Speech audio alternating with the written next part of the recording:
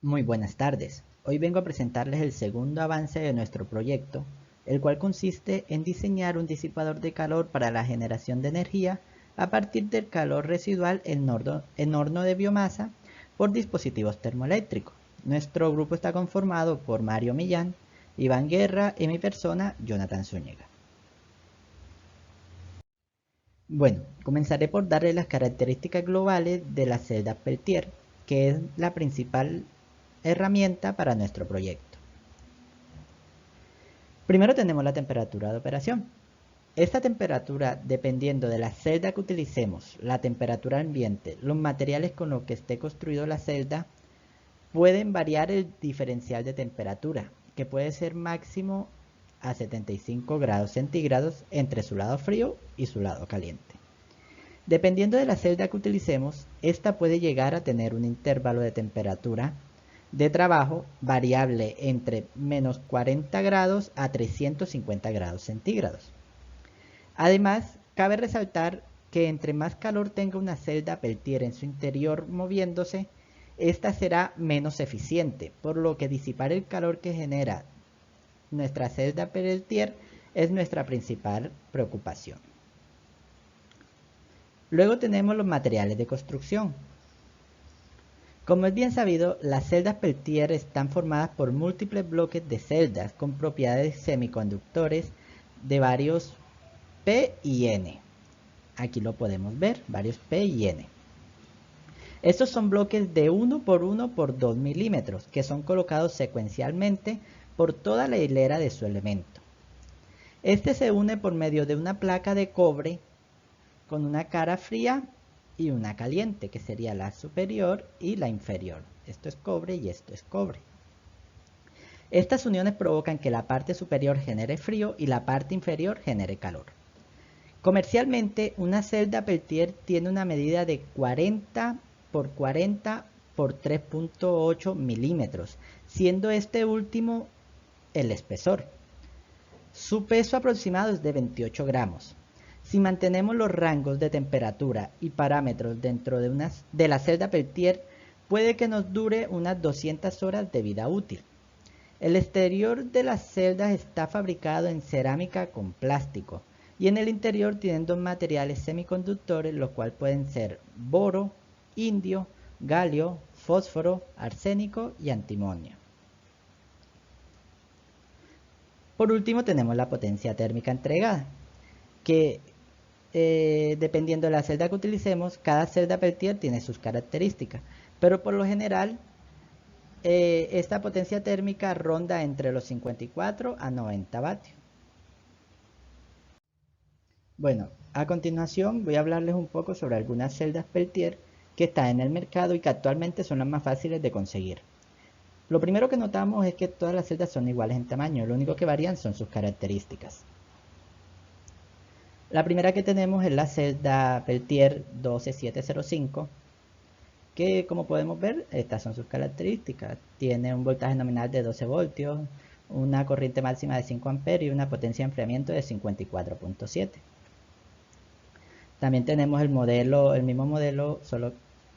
también tenemos el modelo 12706 y nos dan todas sus características. Temperatura al lado caliente de 50 a 57 grados centígrados, corriente máxima de 6.4 amperios, voltaje nominal de 12 y potencia nominal 72 vatios.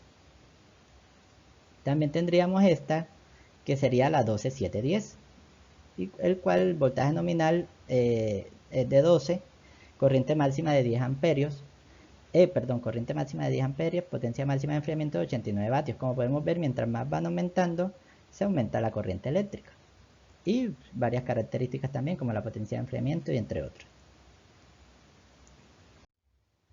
Bueno, ahora comencemos hablando un poco sobre las condiciones térmicas de las celdas Peltier. La mayoría de las celdas Peltier tienen condiciones térmicas de trabajo dadas por los fabricantes. Si la temperatura de trabajo es excedida, esta puede provocar que la celda Peltier se dañe. Por ejemplo, la celda Peltier TEC1 12710 tiene unas condiciones térmicas de trabajo que va desde los menos 50 grados centígrados a los 150 grados centígrados. El mayor problema de estas celdas y por el cual debemos preocuparnos es el de no dejar que el lado caliente alcance la temperatura máxima de trabajo. Es decir, no podemos dejar que la temperatura llegue a los 150 grados centígrados. Con respecto a la relación entre energía eléctrica y flujo de calor disipado, podemos decir que la energía eléctrica es directamente proporcional al flujo de calor disipado. Esto se da porque al disipar la mayor cantidad de flujo de calor posible, vamos a incrementar el diferencial de temperatura, lo que va a ocasionar que la generación de energía sea más grande, ya que si aumenta el diferencial de temperatura, aumentará la energía generada. Para saber el flujo de calor máximo disipado, debemos analizar el dispositivo a utilizar como disipador de flujo caliente, ya sea disipación por aire o disipación por líquido. Aunque para este caso vamos a optar por la disipación en aire, ya que es mucho más económica y fácil de instalar. Ahora nos planteamos la duda de qué disipador vamos a utilizar, disipador con ventilador o disipador sin ventilador, que se conoce como disipador pasivo. Ya que nos planteamos los dos caminos a utilizar, elegiremos el más fácil y eficiente para este caso en particular. Y es sumamente fácil de elegir, ya que lo que queremos es generar energía. No podemos colocar un disipador con ventilador que nos consumirá esta energía generada, por lo que lo más efectivo es usar un disipador de calor por aletas pasivo. Ahora, también nos planteamos la duda si debemos utilizar un solo disipador para todas las celdas o si usamos un disipador para cada celda, aunque esto lo dejaremos para un próximo avance, dado que debemos analizar de qué forma disipamos más flujo de calor. Por último tenemos la eficiencia global. La eficiencia global de una celda Peltier está dada por el diferencial de temperatura. Este debe ser alto para generar algo de energía eléctrica. El rendimiento de la eficiencia de este es bajo, ya que necesitamos disipar el mayor calor posible y por medio de un disipador pasivo es muy complicado llegar a disipar altos valores de flujo de calor para aumentar su diferencial de temperatura, y esto es un gran problema cuando queremos utilizar la celda Peltier como generador de electricidad.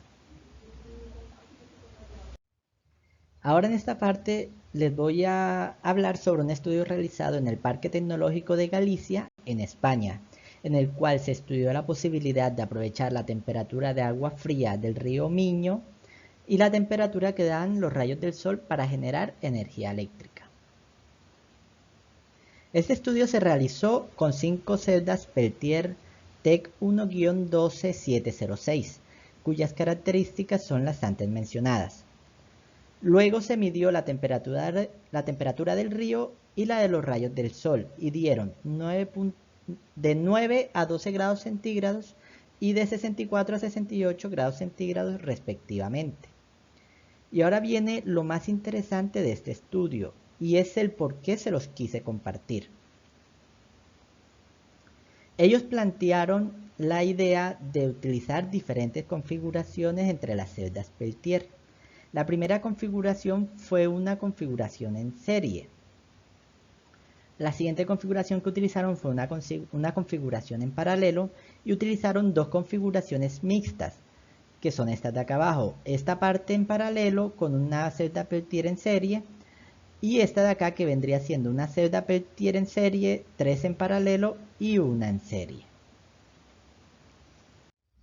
Y estos fueron los resultados, donde podemos observar que con cada configuración se obtuvieron valores diferentes. Por ejemplo, en serie se obtuvo la mayor cantidad de voltaje con respecto a las otras configuraciones. En paralelo se obtuvo la mayor intensidad de corriente, que es de 3.5 amperios. Y la mayor cantidad de energía por segundo se registró en las configuraciones mixtas. Este valor se calculó con la ecuación de acá arriba, que nos dieron 3.086 y 3.6. Estos datos que se obtuvieron con este estudio son muy importantes para nuestro proyecto, dado que con estas configuraciones podemos obtener el valor más alto que nosotros queremos, que para este caso en particular sería el de la energía por segundo.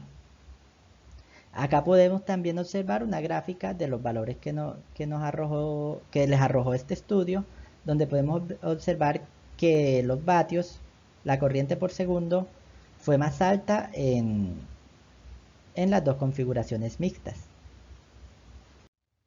Y esto fue todo sobre el segundo avance de nuestro proyecto sobre dispositivos termoeléctricos, en especial la celda Peltier. Espero que el video haya sido de su agrado y si tienen alguna duda, ya sea los compañeros o el ingeniero, estaremos dispuestos a responderla. Muchas gracias por la atención prestada. Hasta luego.